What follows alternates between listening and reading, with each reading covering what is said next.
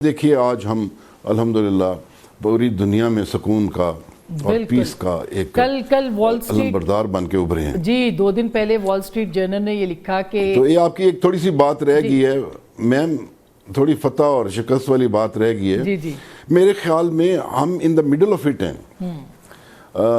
تو کوئی ہم ایسی بات نہ کریں کہ کسی کی بددلی ہو. لیکن میں پھر بھی نا تھوڑا سا آپ کے لیے ہنٹ ڈراپ کرتا ہوں کہ تاکہ سمجھ تو آئے نا چیزوں کی. دیکھیے اگر امریکہ اور اسرائیل جنگ جیت جاتے تو اس کا مطلب ہے کہ ایران ٹوٹ پھوٹ چکا ہوتا. اس کا مطلب ہے اسرائیل بالکل لبریٹ ہو چکا ہوا ہوتا اور پرو امریکن گورنمنٹ جو ہے ایران میں آ جاتی اور یہ پورا ایران اور یہ پورا خطہ جو ہے وہ پرو امریکن ہو جاتا، جو لانگ ٹرم ڈیزائن تھا. کچھ نہیں ہوا نا. تو جنگیں جو ہیں وہ when you choose to go to war تو آپ جنگ جیتنے کے لیے جاتے ہیں، ہارنے کے لیے نہیں جاتے. بالکل. تو اب دیکھیے گا کہ جو کنسیشنز دی گئی ہیں یہ ماضی کی سینکشنز لگی ہوئی، ماضی کے ایسٹس فریز کیے ہوئے، اب وہ بٹ بائی بٹ ان کو دے کے تو آگے بڑھا جا رہا ہے. تو کہنے کا مطلب یہ ہے کہ ناٹ اونلی دس پریزنٹ اور دا فیوچر، ایران کا پاسٹ بھی اس میں ٹھیک ہو رہا ہے. بالکل. تو آپ کو میں نے یہ تھوڑا بڑا بتا دیا کہ وہ آبجیکٹیوز ریئلائز نہیں ہو سکے، بہت خوب آپ نے بلکہ بتایا. پچھلی جو پابندیاں تھیں وہ بھی بہت زبردست آپ نے کچھ اس کی ڈائمنشنز بتائی ہیں جو کہ شاید اس سے پہلے ڈسکس نہیں ہوئی ہیں. وال اسٹریٹ جرنل نے یہ لکھا ہے کہ امریکہ اور ایران کی جنگ میں پاکستان جیتا ہے اور اسی کا آپ نے احاطہ بھی کیا ہے، اس میں کوئی شک نہیں ہے. ہم یہ جاننا چاہ رہے ہیں کہ اب یہ جو معاہدہ ہے اس کی تکنیکی کمیٹی بھی بنا دی گئی ہے، اس کے اندر 60 دنوں کے اندر کام ہونا ہے، پابندیاں اٹھ گئی ہیں، اثاثے منجمد جو تھے وہ غیر منجمد ہو رہے ہیں ایران کے. پاکستان کے لیے ایک تو معاشی فائدہ ہے، ظاہر ہے کہ اس کے اوپر بھی آپ ضرور بات کریں گے. اس ریجن کی ایک ضمانت کیا آپ کو لگتا ہے کہ پاکستان ایک گارنٹر کے طور پر، سیکیورٹی گارنٹر کے طور پر بھی سامنے آیا ہے اور مزید آگے جا کے اس کا کیا کردار ہو سکتا ہے؟ دیکھیے کتنی بڑی ایکنالجمنٹ ہے پاکستان کے لیے کہ وال اسٹریٹ جرنل کہہ رہا ہے کہ پاکستان جیتا ہے. تو واقعی امن جیتنا بہت بڑا ایک کارنامہ ہے. تو پاکستان جیتا ہے، لیکن ساتھ ساتھ پاکستان نے امریکہ کو بھی اور ایران کو بھی اس سینس میں جتایا ہے کہ دونوں جب ملے ہیں تو پھر امن آیا ہے، تو پھر ساروں کی جیت ہو جاتی ہے. اور پھر ایسے ہم کیا اپنے سر سیرا بنتے پھریں، لوگ ہمارے متعلق بہت ہی اچھے الفاظ میں کہہ رہے ہیں، بات چیت کر رہے ہیں، اور وہی لوگ جو ہمیں ڈبل گیمر اور بلیم گیم کیا کرتے تھے ابھی ان کا بھی لب و لہجہ جو ہے وہ تبدیل ہو گیا. اور یہ ہمارے رب کی مہربانی ہے. بالکل. باقی میم پاکستان کو آپ کیسے ہے میں آپ کو بتاؤں، جب انسان دلدل میں کھڑا ہو تو اپنے پاؤں بھی نظر نہیں آتے، تو چڑھتا ہوا سورج بھی نظر نہیں آتا. تو مڈل ایسٹ کا ریجن جو ہے وہ ایک چیز ہے. تو پاکستان جو ہے وہ نارتھ افریقہ ریجن کو بھی دیکھنا ہے، پاکستان نے سینٹرل ایشین ریپبلکس کو بھی دیکھنا ہے. تو آپ سینٹر میں ہیں اور کس طریقے سے آپ چائنا کے لیے دوسری لائف لائن بنیں گے، کس طریقے سے آپ رشیا کے لیے دوسری لائف لائن بنیں گے، کس طریقے سے آپ درمیان میں اتنا مضبوط اور مربوط ملک بن کے ابھریں گے، فائنینشلی، اکنامکلی، ملیٹریلی، پولیٹیکلی. تو اس میں ابھی میں صرف جو ہے خلیج کی بات کر لیتا ہوں.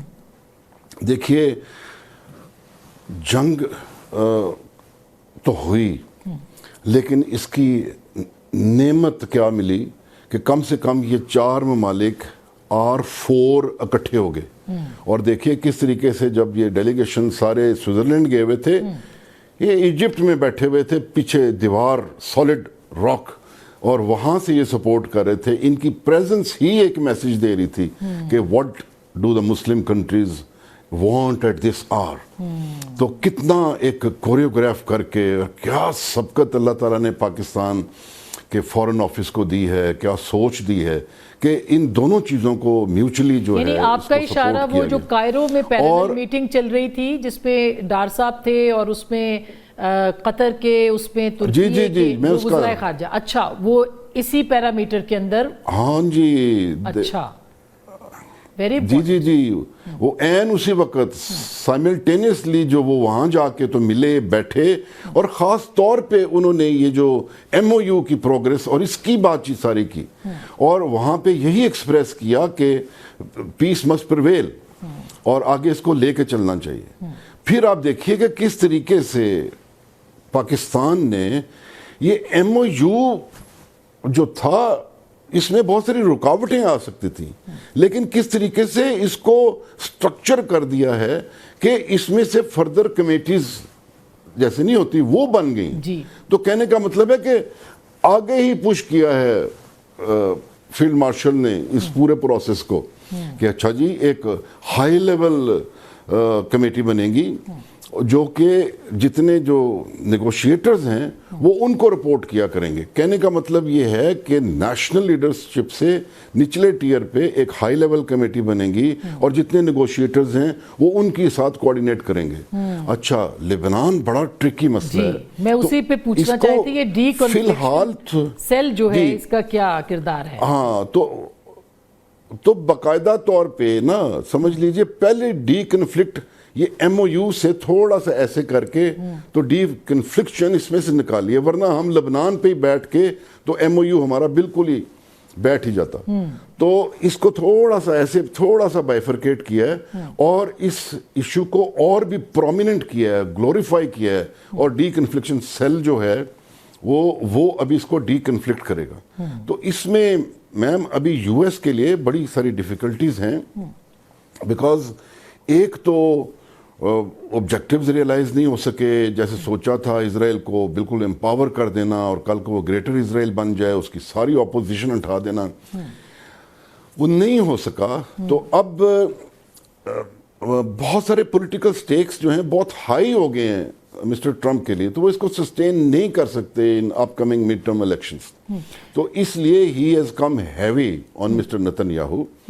تو لیکن ان کو دو طرح کی ڈیفیکلٹیز ہیں. ایک جو سارے جو لوگ ہیں اسرائیل والے اور جو وہ پالیسی لیول پہ جو ان کی لابیز ہیں، تو بیسیکلی وہاں پہ مسٹر ٹرمپ نے اس کو آرٹیکولیٹ کرنا ہے کس طریقے سے وہ پبلک سپورٹ لے کے تو پالیسی لیول کو بھی کنونس کریں اور ادھر سے پھر نتن یاہو کو بھی کنونس کریں. بہرحال اسرائیل کی ڈیپینڈنس اتنی میسو ہے یو ایس کے اوپر کہ وہ سونر اور لیٹر اس کو یہ بات ماننی پڑے گی، تو یہ بھی سیٹل ہو جائے گا.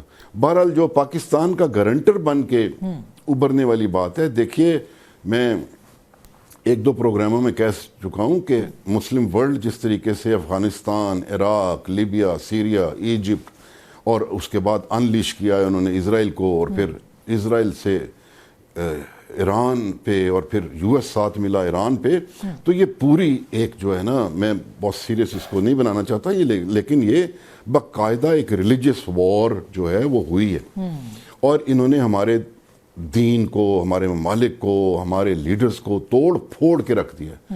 تو اب یہ دیکھیے پوری سیکوینس اس میں ٹرکی میں بھی کو ہوا تھا نا، اور جس طریقے سے انڈیا نے ہم پہ بھی اٹیک کیا تھا، تو یہ باقاعدہ ایک ڈیزائن ہے. لیکن گریٹ کہ ایران نے اس کو چیک میٹ کر دیا. ایران ہم سب کی ڈھال بن کے ابھرا ہے. تو آپ کا کیا خیال ہے، یہ ہم سارے ممالک جو ہیں ٹوٹے پھوٹے، لیبیا تقسیم شدہ، عراق تقسیم شدہ، یہ کیا رب کا دین اسی چیز کے لیے بنا تھا؟ کیا رسول پاک صلی اللہ علیہ وسلم اسی لیے آئے تھے کہ ان کے دین کا یہ دھجیاں بکھیر دی جائیں گی؟